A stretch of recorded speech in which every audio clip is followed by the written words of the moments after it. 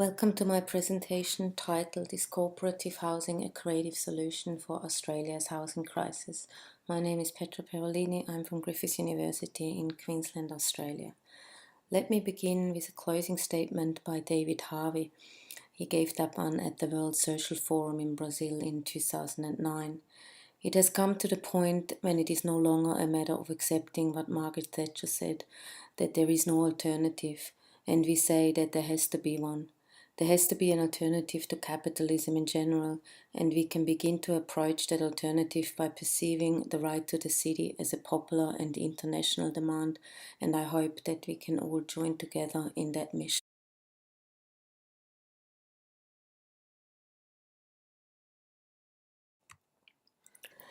With his statement, Harvey is really promoting the right to the city as a banner of the struggle against neoliberalism.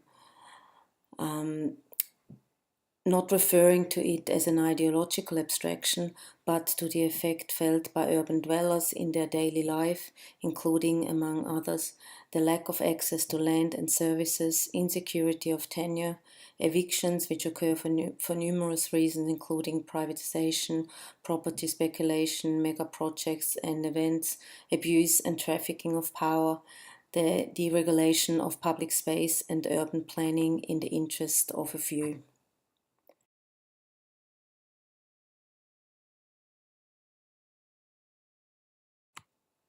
French Marxist and philosopher Henri Lefebvre is best known for pioneering the critique of everyday life, for introducing the concepts of the right to the city and the production of social space.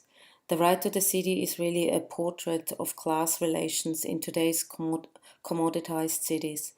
What he means by this is that a city common spaces are appropriated by capital that aims to guarantee the conditions necessary for the production and reproduction of capitalist relations. In other words, we need cities for people and not for profits. Lefebvre imagines this different kind of city, what it might look like, how it would function. In this context, the challenge is to imagine and construct a very different type of city, capable of breaking away from the dynamic of capital based on new forms of appropriation of the city, which implies articulating both theory and praxis. For this to occur, however, it is necessary to create new knowledge about the city and a strong anti-capitalist social movement focused on the transformation of daily urban life and involving new forms of appropriation of urban common space.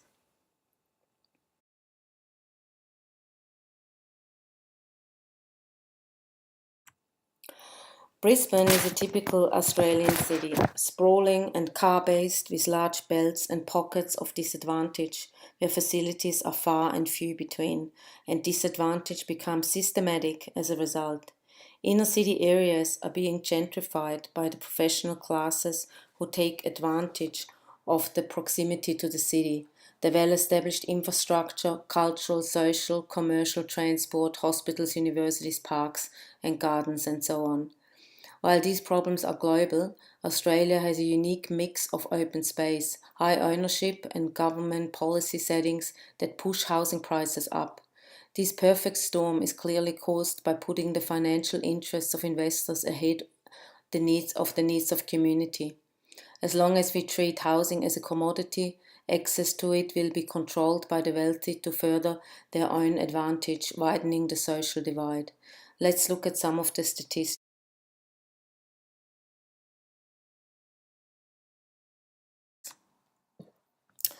Homelessness, there were estimated to be 110,000 people experiencing homelessness on census night in 2011.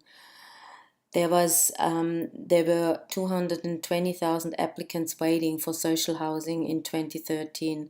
The number of housing applicants has increased between 2008 and 2013 by roughly 10%.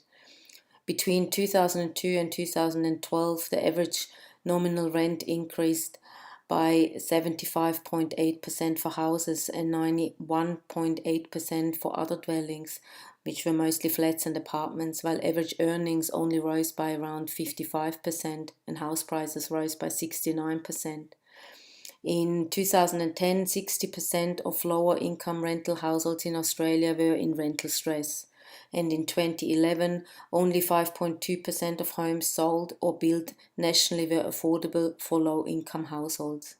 The current shape of socio-spatial exclusion is just the latest example of urban planning that separates and includes the disadvantaged, even while trying to address their problems. Over the last century, Australian and state governments have implemented a range of radically different housing policies that have all led to similar outcomes. Planned settlements, separated from the existing organic centres of activity that become ghettos of disadvantage, in which planning mistakes or oversights are blatantly discovered to be fatal to the successful construction of community.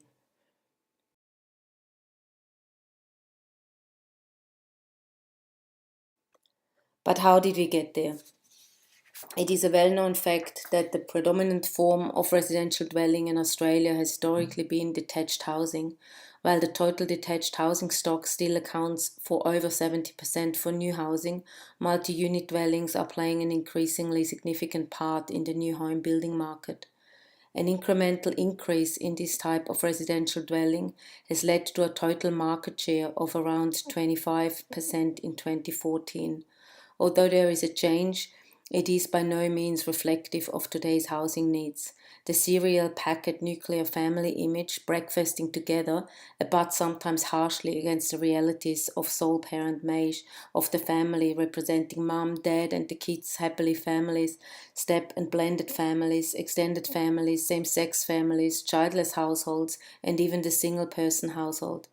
Add to this the diversity of ethnic and cultural backgrounds that Indigenous Australian and post-war migrant family contribute, and all Australians will eventually encounter family types quite different from their own.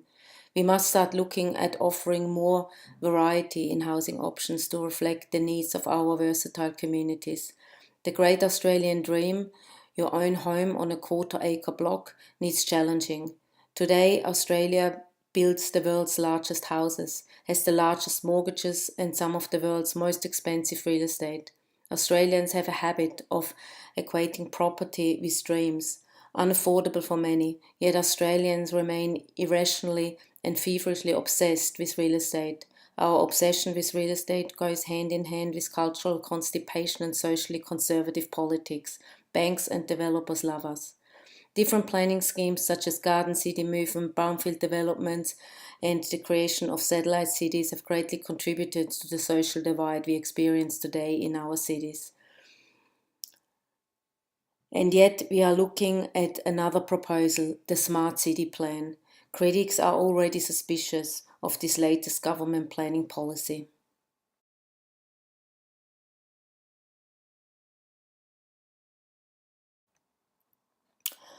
It is hard to see how the already disadvantaged are going to benefit from a scheme such as the Smart City Plan, which invests in developing urban centres and does not mention how the suburbs will be included.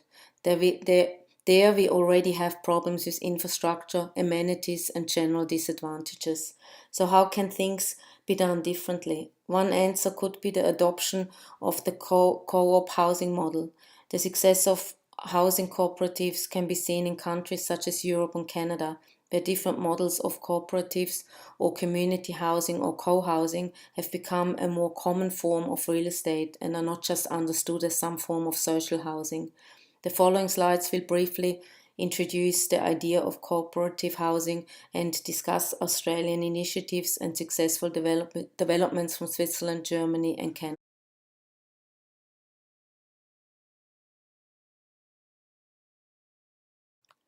Buying a house or renting an apartment isn't the only living arrangement available in the marketplace. Housing cooperatives provide an alternative to the traditional methods of acquiring a primary residence. Democratically run, a housing cooperative is managed by its residents, who take on the responsibility for its corporation. When you buy into a co-op, you become a shareholder in a corporation that owns the property. As a shareholder, you are entitled to exclusive use of a house unit in the property. To purchase shares in a co-op, each buyer takes out a share loan instead of a mortgage. These loans operate much like mortgages. In addition to the loan repayments, which are made to the lender, co-op residents are responsible for paying a pro rata share of the costs of running and maintaining the building. These costs are generally paid to the partnership via a monthly fee and are billed on an at-cost basis. Prices rise when the cost of goods and services go up. Generally speaking, housing cooperatives bring four main benefits to the members. They are: tenants control the rents, tenants control service charges, tenants control value for money, tenants control rent, and any surpluses made by the cooperative can be used by the co-op to improve the co-op's housing. Although there are many different forms of cooperatives, they all share one fundamental element: collective ownership.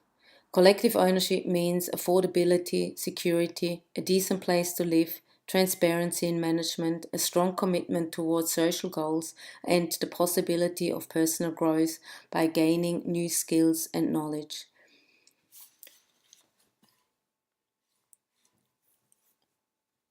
In Australia, cooperative housing is viewed largely as a fringe or alternative lifestyle house model. However, it is growing in popularity, especially in the face of increasing community concern for environmental sustainability. There is a growing trend of cooperative housing developments, particularly in the inner suburbs of Australian cities. There is also a current debate that this form of housing could provide some answers to housing owner and rental affordability crisis. One model is the Nightingale project in Melbourne.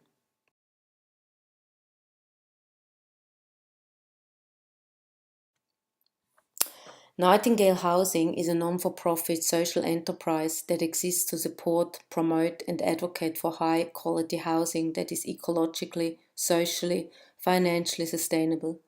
It all began with an email exchange between a handful of Melbourne architects suggesting they unite and lead the charge on sustainable urbanisation. Each Nightingale project is a triple bottom line development model, meaning it sees investment from the future residents, a group of architects, and 25 ethical investors, mum and dad, middle class Australians interested in creating a social impact. These projects are about mitigating climate change and lessening while also creating socially equitable, livable and affordable housing for everyday Australians. Importantly, this style of living is also about providing a platform for community, for neighbourliness, to return to and to grow in our increasingly disconnected urban landscape.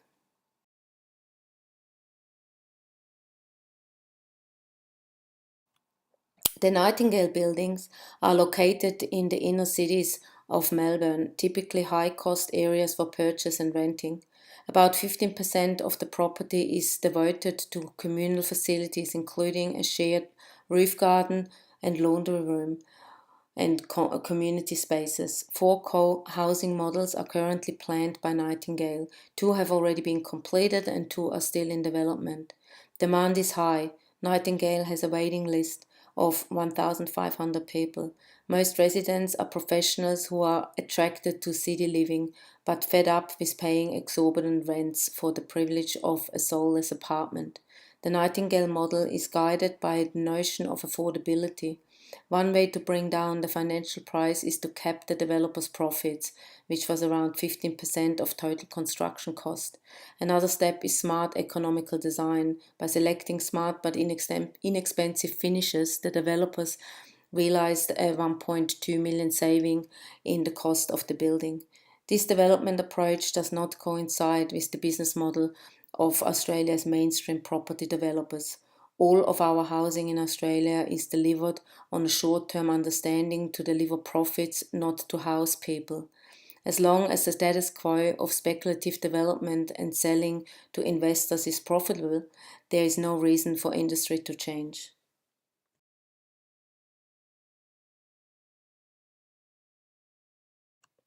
Internationally, the cooperative housing scene is quite different. Northern Europe and to a lesser extent the United States and Canada have embraced cooperative housing as a multifaceted opportunity for the provision of social housing, environmentally friendly housing, family friendly housing, and even housing specifically made for older people. The following slides will briefly discuss three case studies in Switzerland, Germany, and Canada.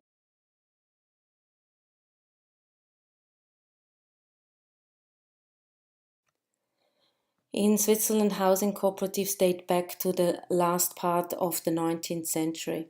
The success of housing cooperatives in Switzerland leans on a strong tradition of local community, self help, and volunteer work. 100 years of housing policy and strong and collaborative housing organizations.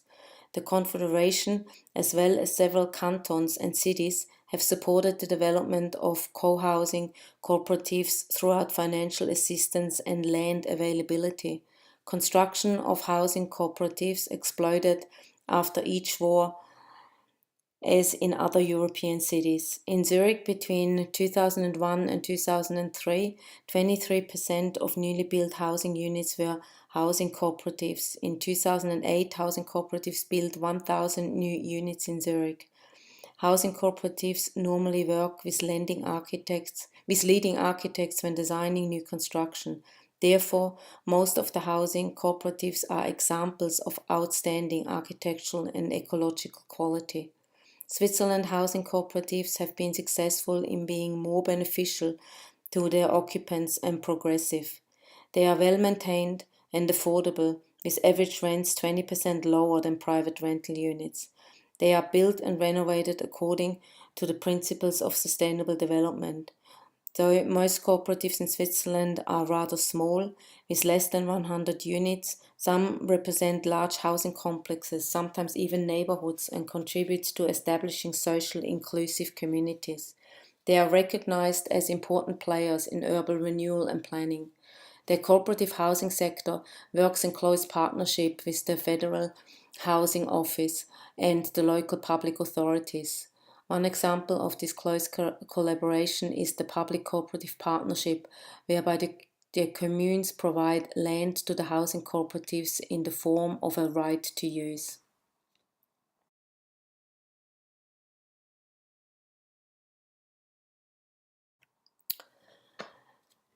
Influenced by British examples, Berlin housing cooperatives were first established in Germany in the 19th century.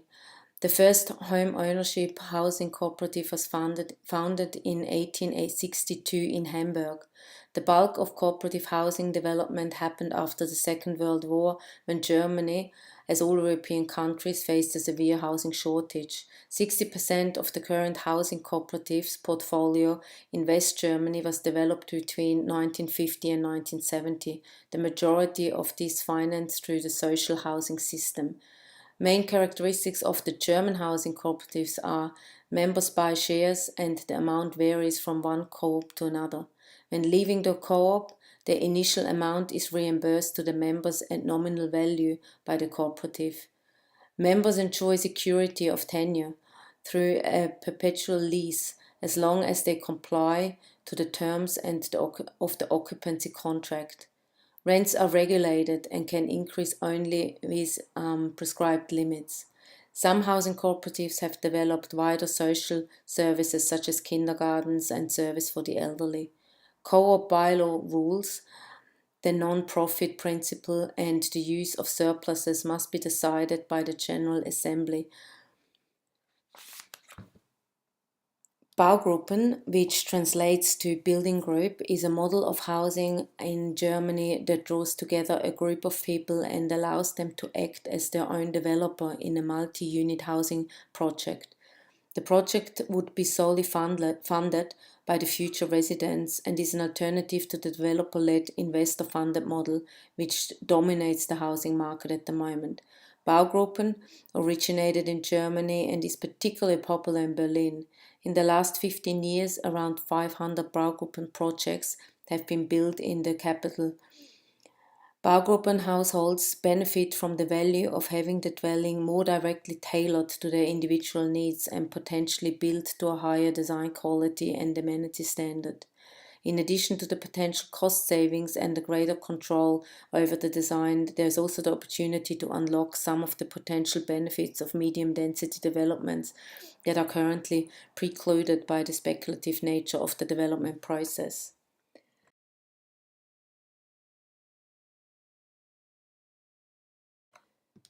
Housing cooperatives in Canada date back to the 1930s. Their movement was quite strong but lost momentum in 1992 when the Canadian government cancelled funding and ended the last of the federal co-op housing programs.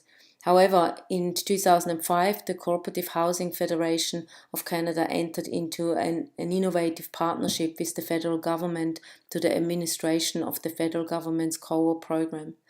Today, cooperatives are spread throughout Canada, with the largest concentration in the three most populated provinces and the three largest cities. Today, most housing cooperatives in Canada continue to depend on government financial support. Government support has come in the form of preferential government mortgages, operating subsidies and rent assistance to low-income households. Properties belong to the housing cooperatives, offer no individual equity and no access to member ownership of the homes they live in.